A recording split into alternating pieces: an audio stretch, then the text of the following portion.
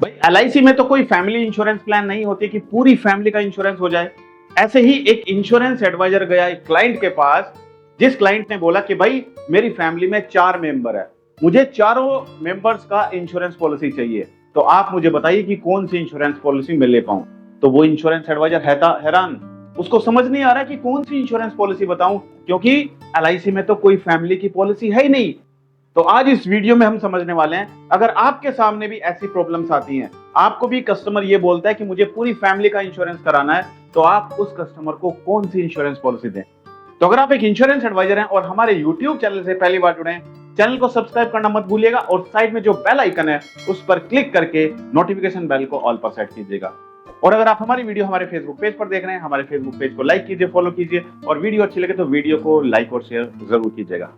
आइए शुरू करते हैं वीडियो को और सबसे पहले समझते हैं कि कस्टमर के पास जब आप जाते हैं तो कस्टमर बोलता है कि मुझे अपनी पूरी फैमिली का इंश्योरेंस कराना है, पूरी फैमिली का इंश्योरेंस चाहिए मुझे, लेकिन इंश्योरेंस एडवाइजर समझ नहीं पाते कि कौन सी पॉलिसी बताएं।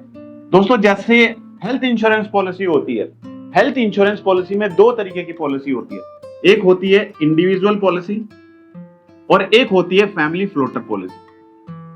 इंडिविजुअल पॉलिसी होती है वो सिर्फ एक व्यक्ति की पॉलिसी होती है, और फैमिली फ्लोटर पॉलिसी होती है पूरे परिवार की पॉलिसी होती है। यानी कि अगर फैमिली में 4 मेंबर है तो चारों मेंबर्स में से अगर कोई भी बीमार होता है तो उसकी बीमारी का इलाज इंश्योरेंस कंपनी देती है।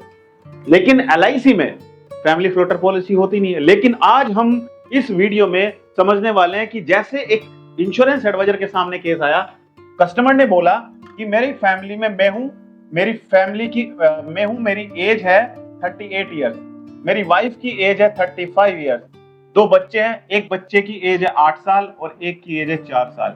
चारों लोगों का मुझे इंश्योरेंस कराना है, चारों लोगों के लिए मुझे पूरी फैमिली का इंश्योरेंस पॉलिसी कराना है, एलआईसी पॉलिसी करानी है। तो बहुत सारे इंश्योरेंस एडवाइजर पॉलिसी छोड़ के आ जाते हैं, पॉलिसी क्लोज ही नहीं होती है, क्योंकि कहते हैं कि सर हमारे पास तो ऐसी कोई पॉलिसी नहीं है, और पॉलिसी खराब हो जाती है, डील खराब हो जाती है। वहीं पर कोई दूसरा एडवाइजर जाके उस पॉलिसी को क्लोज करके आ जाता है। क्या हम इन चारों का बीमा नहीं कर सकते हैं एलआईसी?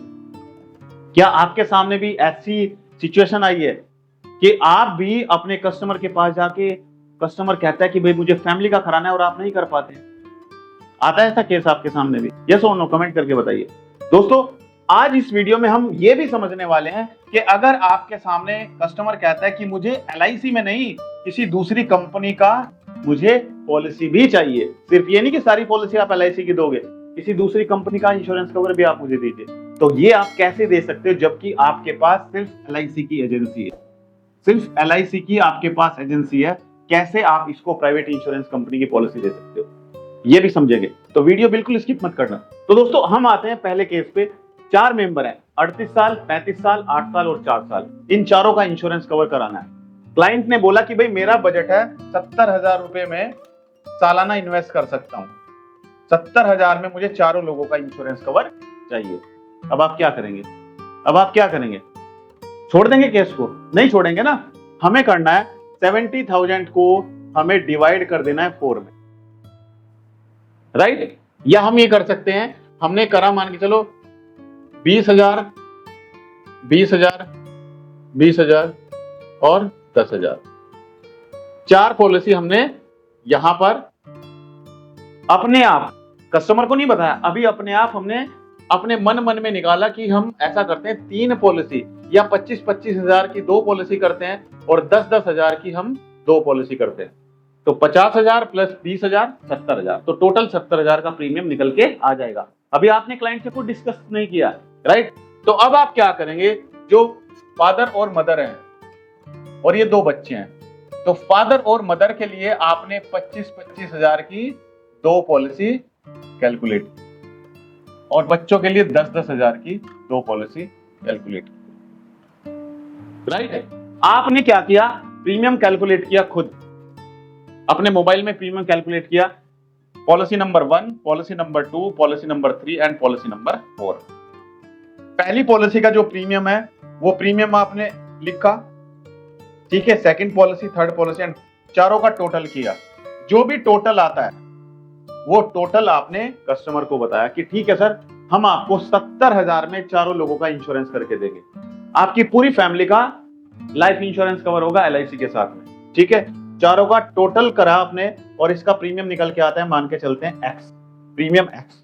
तो आपने बोला कि सर जो आपने 70,000 बताया था वही प्रीमियम में हम चारों लोगों का इंश्योरेंस करके आपको दे रहे हैं। तो आपने क्या करा, पहले वाले को आपने पॉलिसी दी जीवन लक्ष्य। कौन सी दी?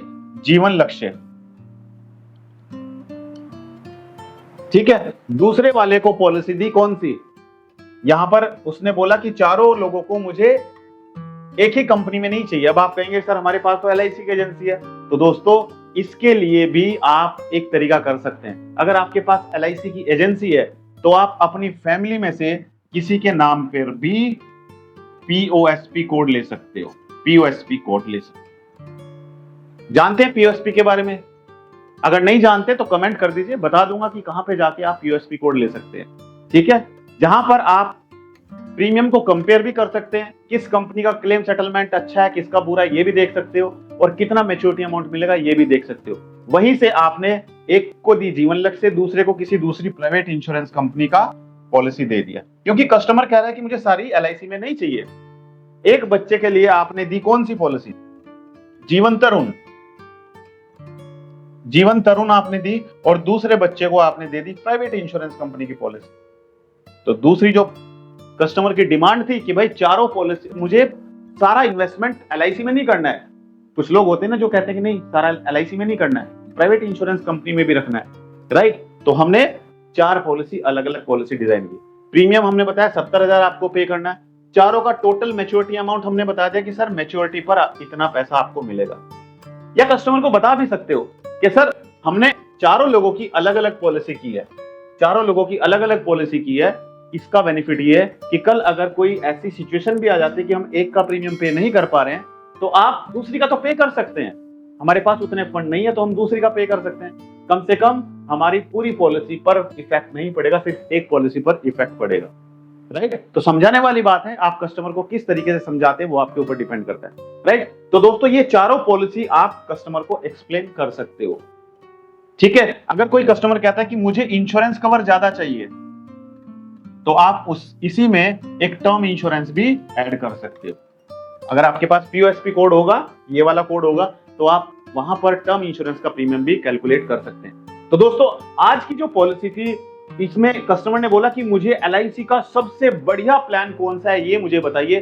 तो आप बताइए कि सर ये जो मैंने आपको बताया ये LIC का सबसे बढ़िया प्लान है। इसमें आपके चारों लोगों के जो कवरेज है वो भी रहेगा, साथ में आपको मैच्योरिटी पर पैसा भी मिलेगा, और आपका लाइफ इंश्योरेंस कवर भी चलता रहेगा।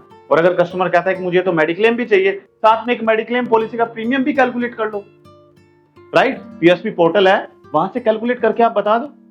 तो दोस्तों हमें कंसेप्ट खुद बनाना पड़ेगा। अब आज की डेट में रटा रटाया मत बेचो, खुद कंसेप्ट बनाओ, और कंसेप्ट बनाकर कस्टमर को उसकी नीड के अकॉर्डिंग ही प्लान बना के बेच दो, राइट। अब कस्टमर को थोड़ा ही ऐसा कोई LIC में प्लान है कि LIC भी आप देंगे प्राइवेट, वो तो आपने खुद बनाया ना कस्टमर की डिमांड के अकॉर्डिंग, राइट।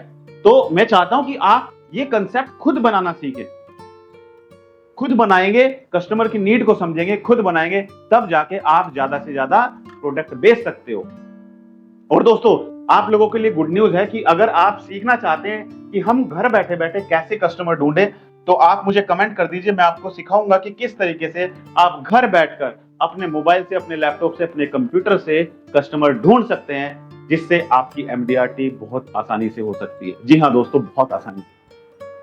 दोस्तों इस वीडियो में एक डिस्क्लेमर देना चाहूंगा, ये वीडियो सिर्फ एजुकेशनल पर्पस से वीडियो बनाई गई है। अगर आपको कोई भी इन्वेस्टमेंट करनी है, इन्वेस्टमेंट करने से पहले अपने फाइनेंशियल एडवाइजर से जरूर सलाह लें और पॉलिसी की टर्म एंड कंडीशन को ध्यानपूर्वक पढ़ें।